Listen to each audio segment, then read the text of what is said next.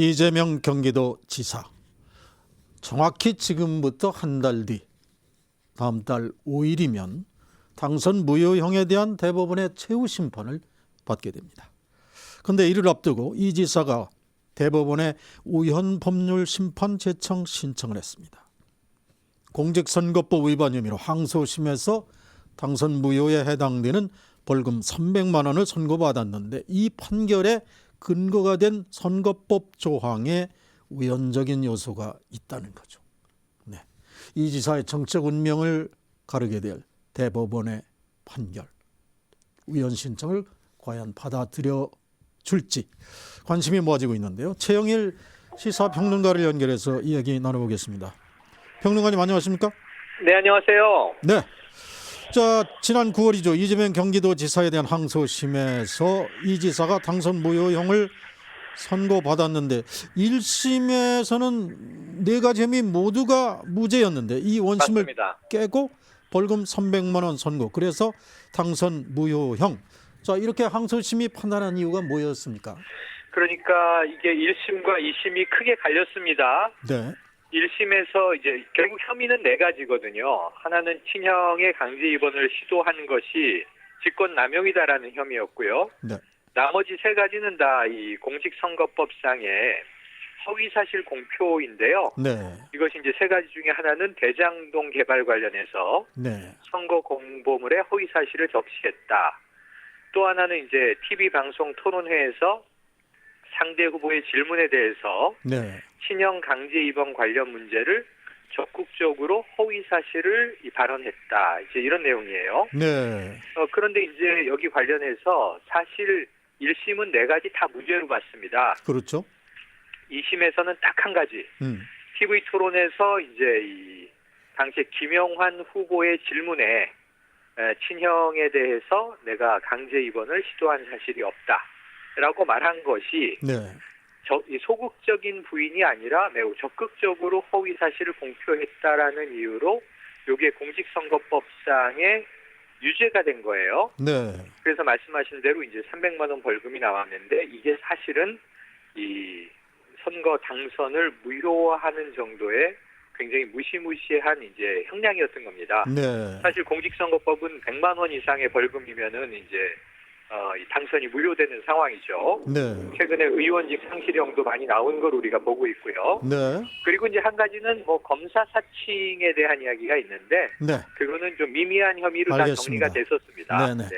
자, 이렇게 되면 항소심의 판단이 내려진 이후 통상적으로는 3개월 이내에 대법원이 이제 최후 심판을 하게 돼 있는데 그렇습니다. 오늘이 11월 5일이니까 9월 6일 날 이 항소심이 있었으니까 자, 다음 달 5일에 정확하게 지금 날짜가 정해진 상태인데 자, 하나의 변수가 생겼죠. 이 지사가 대법원에 자, 이런 당선 무효 판결을 내린 이 조항에 대해서 우연 법률 심판 제청을 신청했습니다. 네, 맞습니다. 자, 구체적으로 어떤 내용에 대해서 이렇게 신청한 것인가요? 그러니까 지금 이 2심에서는 유죄 혐의가 나왔잖아요. 네. 그래서 하나는 공직선거법상에 조금 전에 말씀드렸던 허위사실 공표라고 하는 법조항이 네. 이게 모호하다. 아, 그러니까 이 허위사실 공표라고 하는 행위와 네.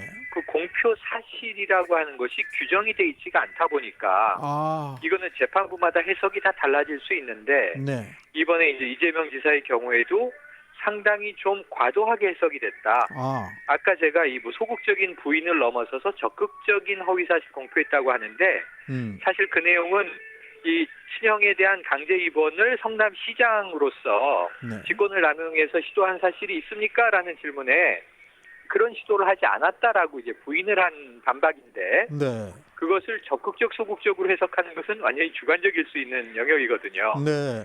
그래서 이제 허위사실 공표죄 공직선거법상의 규정이 모호하니 여기에 대한 위헌 여부를 따져달라는 거 하나고요. 네네. 또 하나는 형사소송법 조항이에요. 네. 형사소송법에서 대법원으로 올라가면 법리적으로 유무죄와 법리 적용이 적합하다 아니다를 다투긴 하는데 네.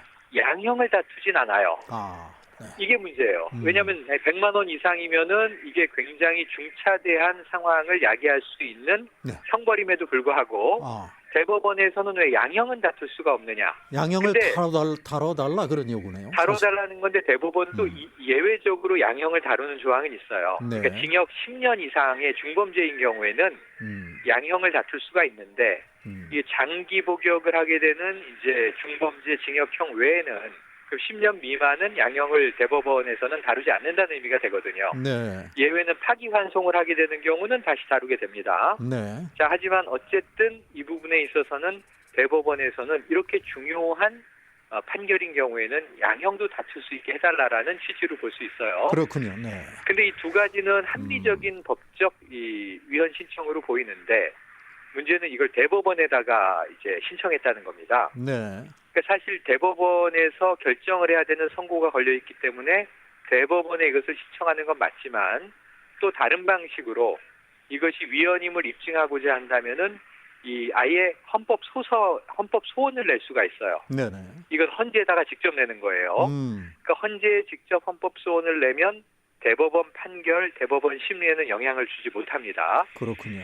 대법원에 신청을 하게 되면 대법원이 받아들이게 되는 경우에 위헌 결정이 날 때까지 대법원의 판결은 유예가 됩니다. 알겠습니다. 그러니까 여기서 법적 기술적인 부분이 좀 차이가 있다고 말씀드릴 수 있습니다. 지금 이번 경우는 대법원에 위헌 신청 제청을 한 상태죠. 맞습니다. 자, 지금 평론가님께서 말씀드린 공직선거법의 그 관련 조항, 이 청취자분들의 이해를 돕기 위해서 제가 한번 다시 소개를 해드리면 네네.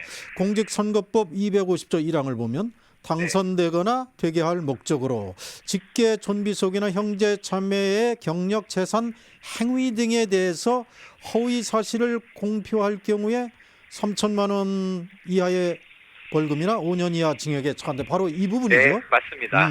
그러니까 이재명 지사 측은 내가 한 것이 여기에 저촉되는 행위냐, 그리고 내가 한 게 정말 공표한 게 맞느냐, 이거에 대한 맞습니다. 지금 주장을 하는 거죠. 맞습니다. 그러니까 이게 굉장히 묘해진 게 아까 네 가지 혐의가 동시에 들어 있었는데 네. 친형의 강제 입원을 시도한 부분에 대한 직권남용이 무죄잖아요. 네. 그럼 이거는 해석하기에 따라서 직권남용이 없었다고 볼 수 있잖아요. 네. 근데 TV 토론회에서 그런 일은 없었다라고 부인을 했는데 그 부인한 것이 지금 허위사실 공표라면 그러면은 이 친형에 대한 강제 입원을 시도한 게 맞다는 것인가, 이 문제가 남습니다. 네. 그러니까 사실은 한 판결 안에서도 네 개의 혐의가 서로 논리모순이 될 수 있는 여지가 있어요. 네. 근데 물론 이제 다른 법적인 해석도 있어요. 왜냐하면 그것이 직권남용은 아니지만 친형의 강제 입원을 시도한 것은 맞지 않는가. 네.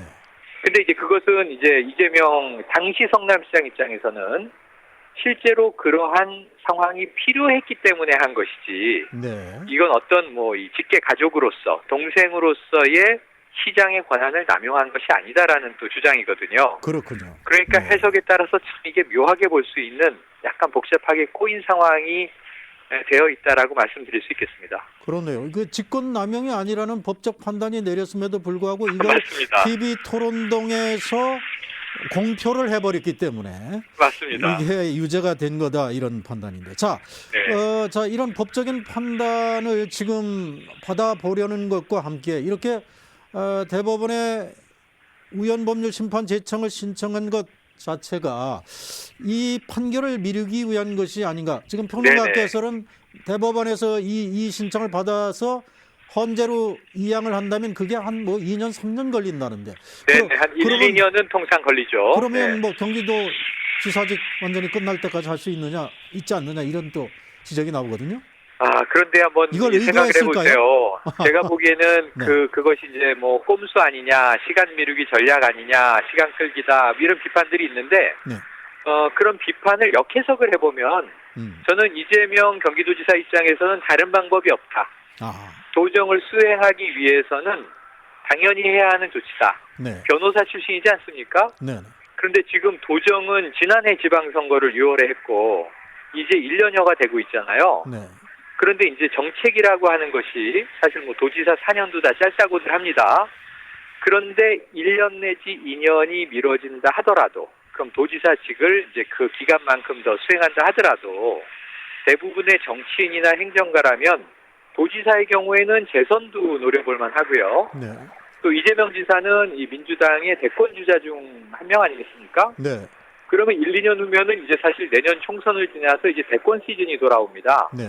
그런데 그때 돼서 대법원에서 만약 유죄를 확정한다면, 이 도지사직이 상실된다면 네. 지사직을 2년 하고 그만두느냐, 4년 하고 그만두느냐의 문제가 아니라 사실 더 무서운 일이 기다리고 있죠.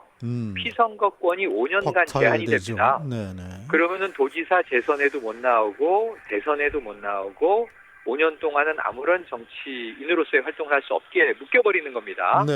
그러니까 사실은 이게 가장 무서운 일인데요. 그렇군요. 그러면은 이재명 지사가 1, 2년을 판결을 미루는 건 사실 별 도움이 안 된다고 봅니다. 네네. 무죄를 받아야 되는 것이죠. 그렇군요. 그래서 사실은 시간 끌기라기보다는 위헌을 이끌어내는 것이 이 법률 전문가로서의 목적인데 아하. 문제는 이것이 쉽지는 않다. 자, 통계적으로 보면 네. 아주 쉽지 않다는 게 좀 안타까운 대목이긴 알겠습니다. 합니다. 지금 평론가님의 분석대로라면 대법원이 만약에 이 우연법률심판 제청을 받아들인다면 받아들이는 것 자체가 우연의 소지가 있음을 인정하는 것이기 때문에 맞습니다. 대법원으로서도 상당히 이 결정의 부담과 또 신중한 자세를 유지할 수밖에 없겠네요. 아주 이 정확한 분석이신데요. 네. 두 단계를 보면 됩니다. 하나는 대법원에서 이 위헌 심판 제청을 받아들여준 비율은 낮습니다. 그러니까 이번에도 이재명 지사 측이 요구한 이것을 헌재로 보내줄 가능성은 낮아요. 지난 6년간 한 번도 없다는 거죠.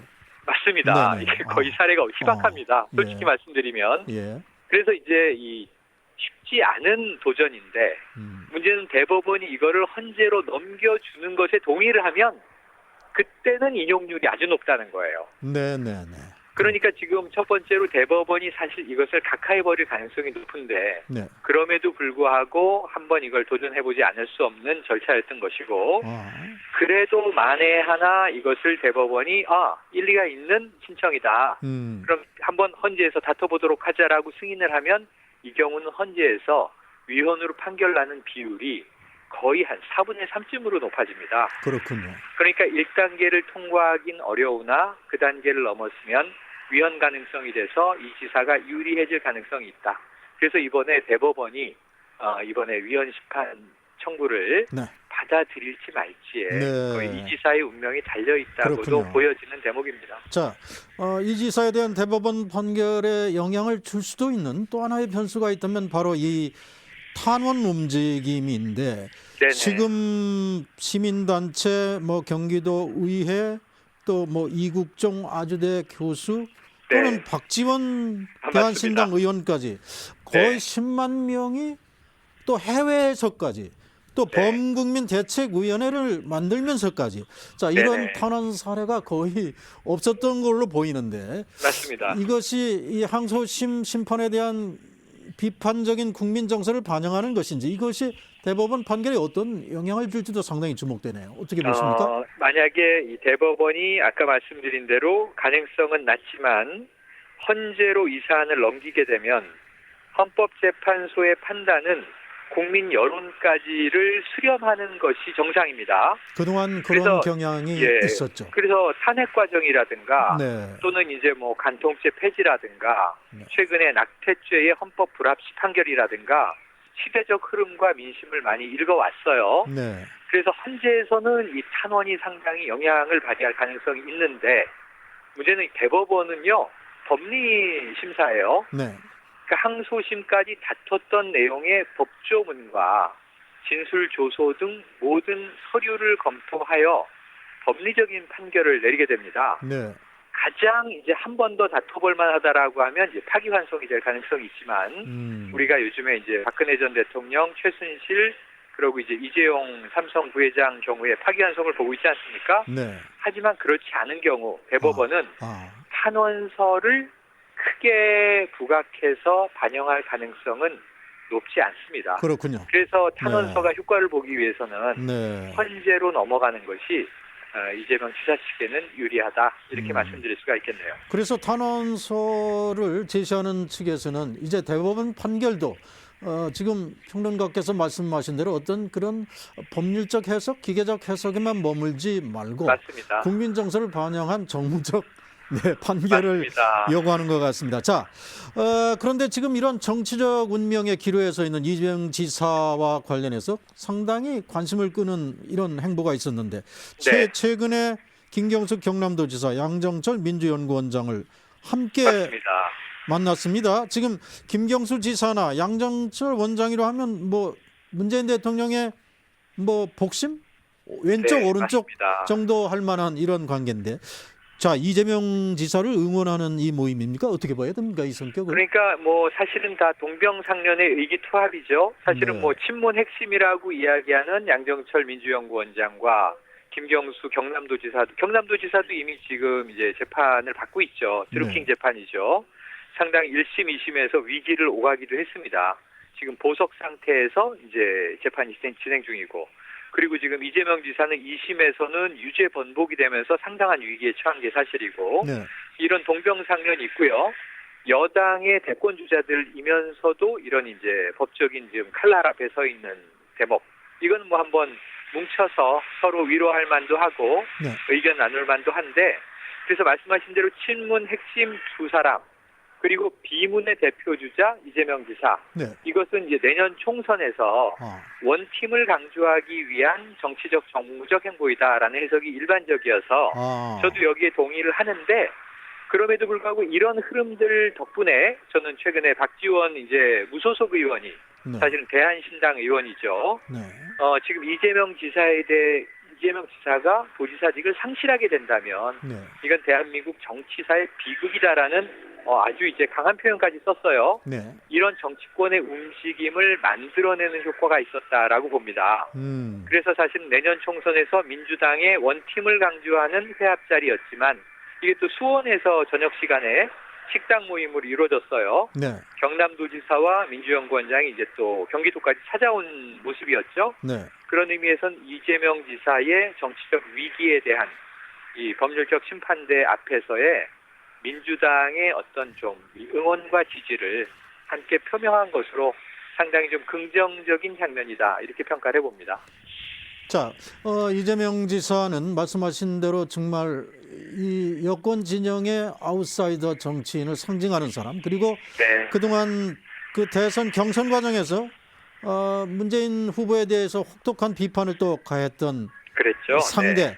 그래서 문정권에서 이재명 죽이기까지로 이렇게 비화됐던 해석들이 있었는데, 네네. 이렇게 친문 인사들과 함께하는 자리, 분위기가 반전된다면 문재인 대통령과도 악수할 수 있는 기회가 생기는 겁니까? 네, 저는 그렇게 어떨까요? 봅니다. 네, 저는 뭐 문재인 대통령과는 이미 이렇게 악감정 있는 사이가 아닌데, 지난 그 조기 대선 전 민주당 내부 경선 과정에서 네. 후보들은 뭐 서로 양보가 없죠. 네. 양보할 거면은 후보 사퇴했겠죠.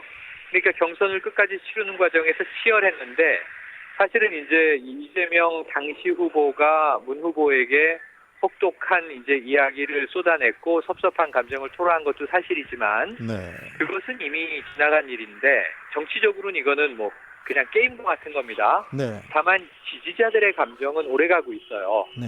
그래서 이재명 지사에 대한 강성 지지자들과 또 문재인 대통령에 대한 아주 이제 강한 지지층 간에는 반목 갈등이 같은 민주당 안에서 존재해온 것도 사실입니다. 알겠습니다. 이거는 뭐 있는 팩트를 부인할 수는 없지만, 네네. 그것은 문재인 대통령과 이 지사가 앞으로 어떤 화합의 모습을 보여주냐에 따라서 총선 국면에서 알겠습니다. 상당 부분 해소될 것으로 예견해 봅니다. 네, 오늘 말씀 잘 들었습니다. 네, 고맙습니다. 최영일 시사평론가였습니다.